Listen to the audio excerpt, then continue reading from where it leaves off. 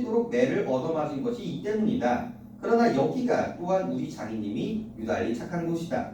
어느 사람이면 사경을 중여서라도 당장 내쫓았지. 머리를 터진 불송으로 손수 지어주고요. 호주머니에 허연 한 봉을 넣어주고 그리고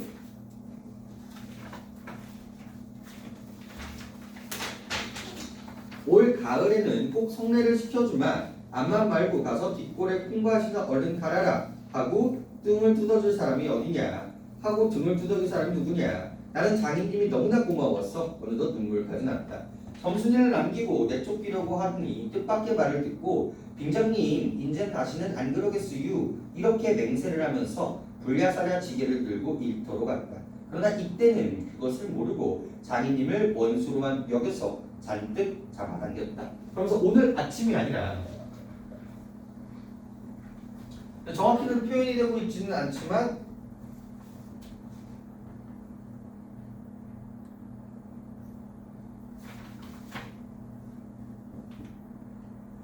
이거 이후, 일단 이후라고 얘기를 합시다. 이 부분에서 이제 등장을 하게 되는 거죠. 여기서 뭘 보여주고 있어요? 장인의 위로를 보여주고 있고요. 그리고 뭘 하고 있다는 모습을 보여요? 화해를 하고 있는 모습을 보이고 있다는 거죠. 갈등의 화해를. 그래서 원래 이 이야기를 하다가 아침에 충동질을 하고요. 오늘 점심, 저녁쯤에 오후에 이 갈등이 폭발을 하죠. 갈등이 폭발을 해요. 그리고 나서 그 이후에 이제 화해를 하게 되는 구조를 갖고 있어요. 이 이야기를 했다가 어디로 갔다가 여기로 갔다가 다시 어디로 돌아와요? 이렇게 들어오죠. 그래서 여기가 마무리야. 여기가 결말 부분이란 말이야. 근데 이 결말 부분을 맨 마지막에 놓지 않고 이렇게 중간에는 이유가 뭐냐라는 이야기가 그냥 주관식으로 거의 그냥 무조건 나온다고 생각하시면 돼요. 역순행적 구성을 물어볼 수도 있고요. 이런 의도, 해악성을 유발하는 의도도 볼 수가 있겠죠. 결국은 뭐야? 이런 갈등을 뭐 하기 위해서인 거야? 갈등을 더 강조하기 위해서라고 이야기를 하면 크게 거슬릴 거 없습니다. 이런 부분들. 뒤에서 다시 한번 좀 잡아보시고요.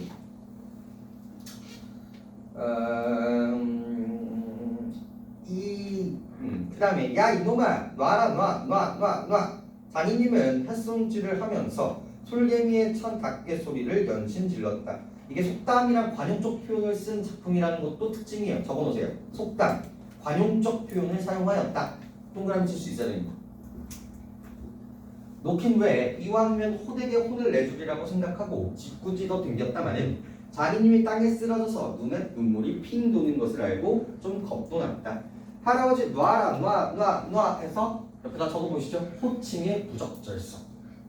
사실 아까 전만 하더라도 이 사위가 장인어른한테 할아버지도 아니었지만 그래도 조금 괜찮았단 말이야. 나이적인 부분에서.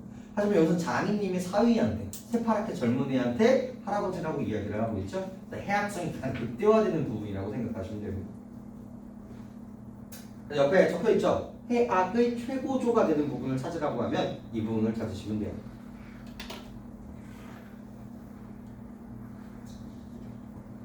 그래도 안 되니까 점순아 이 악장 안에 있었던 점순이와 장모님이 헐레벌떡 단숨에 뛰어나왔다. 나의 생각에 장모님은 자기 남편이니까 역성을 할지도 모른다. 그러나 점순이는 내 편을 들어서 속으로는 고수해서 하겠지. 대체 이게 웬 속인지 아버지를 혼내주기로 제가 내려놓고서는 이제 와서 달려들어 에그머니 이 망할 것이 아버지를 죽이네 하고 내 귀를 뒤로 잡아당기며 마냥 우는 것이 아닌가. 그만 여기에 기운이 탁 꺾이며 나는 얼빠진 등신이 되고 말았다. 장모님도 덤벼들어 한쪽 귀저마저 뒤받쳐보면서 또 우는 것이다. 이렇게 꼼짝도 하게 하지 못하고 장인님은 지게 막대기를 들어서 사뭇 날아조졌다. 나는 구태여 피하려고 하지 않고 암만 해도 그 속을 알 수 없는 점순이의 얼굴만 말건히 들여다보았고 이 자식 장인님에서 할아버지 소리가 나오도록 해? 라고 이야기하면서 작품이 마무리가 되게 되죠. 여기서 잡으셔야 되는 거는요. 점순이의 이중적인 표현이에요. 이중적 태도.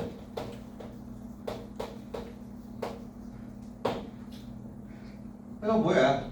성례를 들고 싶은 마음도 있었고요. 하지만 동시에 우리 아버지가 아버지에게 당하는 것까지도 이제 같이 보기는 힘들었더라는 거죠. 근데 이런 이중적인 태도에 대한 이 내적 심리를 얘는 알아요, 몰라요?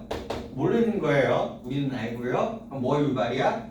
해합성 유발이라는 걸 알 수가 있겠죠? 정보의 부조화에 대한 이야기도 했습니다. 그리고 옆에 결말 처리 효과는 별 5개 치시죠? 나올 거예요. 어떤 식으로든 나올 겁니다. 그래서 절정의 희극적인 싸움이 오는 긴장감, 해악성, 갈등을 부각시키기 위한 소재였다라는 걸 볼 수가 있겠죠. 여기서 진짜 많이 나오는 표현들이 몇 가지가 있는데 맨날 나오는 문제적인 유형들이 있는데 이쪽 부분에서 이 갈등이 어떻게 됐다라고 이야기를 하고 있어요. 갈등의 해소라고 이야기가 되고 있어요. 맞는 말이에요. 맞는 말이에요. 근데 뭐가 나오면 안 되냐면요. 뭐가 나오면 안 되냐면 여기 부분에서 봐봐.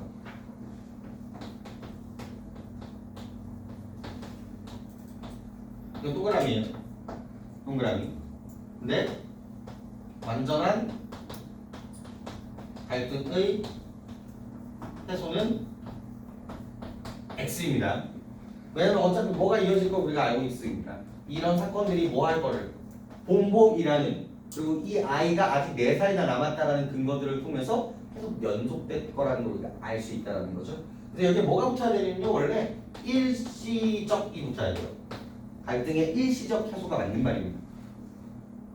하지만 지금 표면에 있는 갈등이 해소됐다는 것 자체는 팩트니까 이런 두 가지를 좀 구분할 수 있는 맥락적인 사고를 좀 하셨으면 좋겠어요. 방금 드렸습니다. 나올 거예요.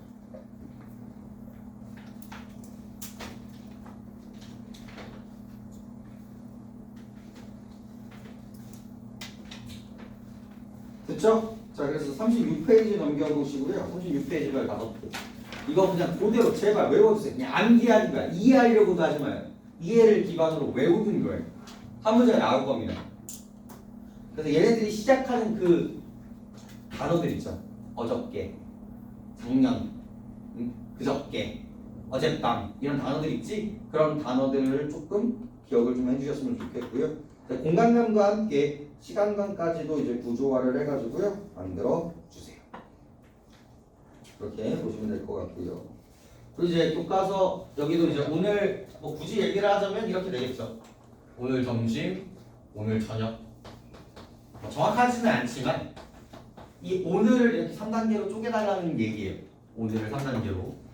오늘 1, 오늘 2, 오늘 3. 이 순서 기억하시면 되겠고.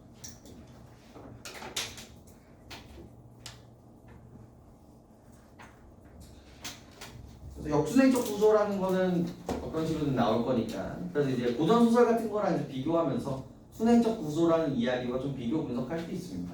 남겨볼게요. 그 다음에 서사갈래의 특징과 문학적 형상화 방법이 2번으로 등장을 하고 있는데요. 그래서 인물의 행동을 통해서 뭘 보여줄 수 있다? 이런 인물들의 성격을 보여줄 수 있다예요. 그럼 여기는 전부 다 무슨적 표현이요? 간접 제시인 거예요. 그래서 간접 제시와 직접적 제시에 대한 차이점에 대한 이야기들도 얼마든지 나올 수가 있습니다. 그다음에 갈등에 대한 이야기가 나온다라고 했었죠. 갈등의 표면적인 이유와 외면적인 표면적인 이유와 이면적인 이유에까지 다 서술을 할 수 있으면 됩니다. 다음에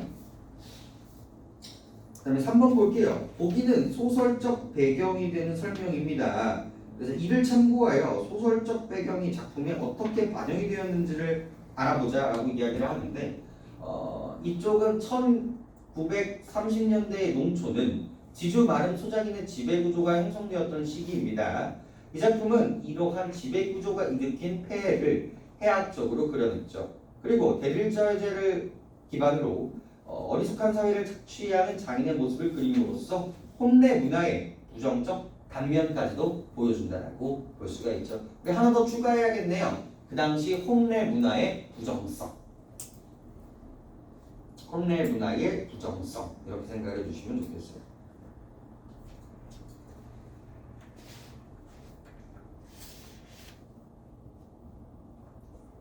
그리고 4번 같은 경우는 서술자에 대한 이야기였죠. 그래서 이 작가는 1인칭 주인공 시점을 쓴 이유가 뭐냐? 첫 번째 1번 주인공의 내면 심리를 묘사하기 위함이고요. 2번 그럼으로써 얘가 모른다는 걸 보여주고 싶은 거예요.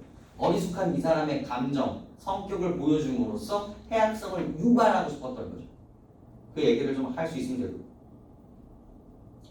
그런데 이제 뭉태나 전지적 작가 시점, 뭉태가 관찰자의 입장에 있는 거야. 혹은 전적 작가 시점이 될 수도 있어요. 그러면 훨씬 더 비판적인 느낌이 세질 수 있다는 거죠. 그러니까 애초에 1인칭 주인공 시점을 썼다는 이유가 뭐야? 그런 비판적인 그런 것들을 직접적으로 언급하지 않겠다라는 이 작가의 의도인 거예요. 그리고 그런 작품을 쓴 작가들 입장에서는 그 부분이 비판적 포인트가 되는 거예요. 야, 이렇게 사회가 부정적인데 이렇게 몰랑몰랑하고 말랑말랑하게 쓰면 되겠냐? 이런 식의 비판도 어느 정도 여지는 있다는 점 생각을 해주시면 좋을 것 같네요. 좋습니다.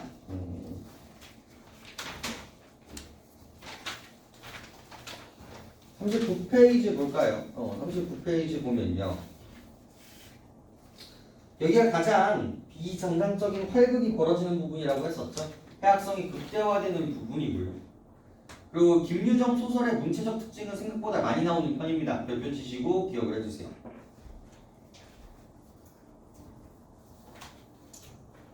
김유정은 그의 작품에서 농촌이나 소시민이 생활에 밀착된 토속어를 간결한 문체로 드러내었습니다. 토속어, 간결한 문체 이런 것들의 의미가 있겠죠. 본범은 1인칭 서술자인 내가 사건을 전개하는데 구어체를 통해 직접 말을 전하는 느낌을 줌으로써 구어체, 말을 전달하는 느낌 이런 거 다 동그라미 칠 수 있으면 되겠죠. 작가의 고향인 강원도 지방의 사투리를 사용하여 인물의 어리숙함, 고지식함 등을 효과적으로 드러나게 됩니다. 이 방어, 사투리라는 게 되게 재밌는데요.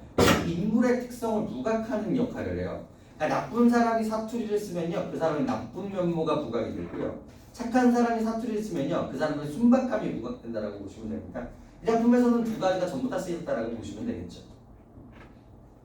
그렇게 보시고 이제 1번, 2번 답들에 대해서 이야기를 잘 할 수 있으면 좋을 것 같아요. 됐습니다. 그다음 40번에서요. 40페이지. 여기 되게 중요한 얘기들이 많이 나와. 풍자와 해악의 차이점에 대해서 이야기를 하거든요. 풍자와 해악에서. 그러면 3학년이 돼서라도 좀 헷갈리는 부분일 수 있는데.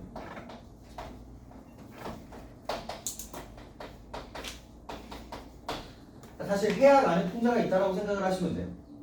해악은 그냥 모든 것들을 웃기게 표현한다고 생각하시면 돼요. 좋은 거든 나쁜 거든 비판할 거든 다 웃기게 표현을 하면 해악성이라고 봅니다. 근데 풍자는 반드시 뭐가 필요해요? 비판적 대상이 필요해요.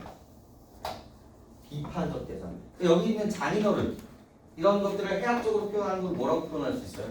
풍자적이라고 이야기를 할 수 있는 충분한 여지들이 만들어지게 되는 거죠.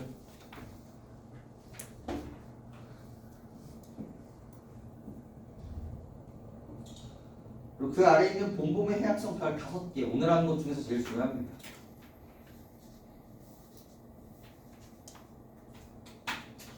그래서 열등한 등장인물, 그다음에 1인칭 주인공 시점, 비속어와 토속어, 아이러니에 의한 표현이 아까 그 정보 인지의 격차 그 부분을 교과서적인 단어로도 아이러니라고 이야기를 합니다.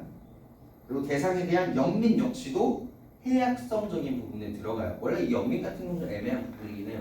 하지만 여러분 교과서는 이렇게 몇 가지를, 이 5가지를 해악성이라고 언급을 하고 있으니까 외워주셔야 되는 부분들입니다. 기억하셔야 돼요. 어떤 식으로든 나올 수 있어요.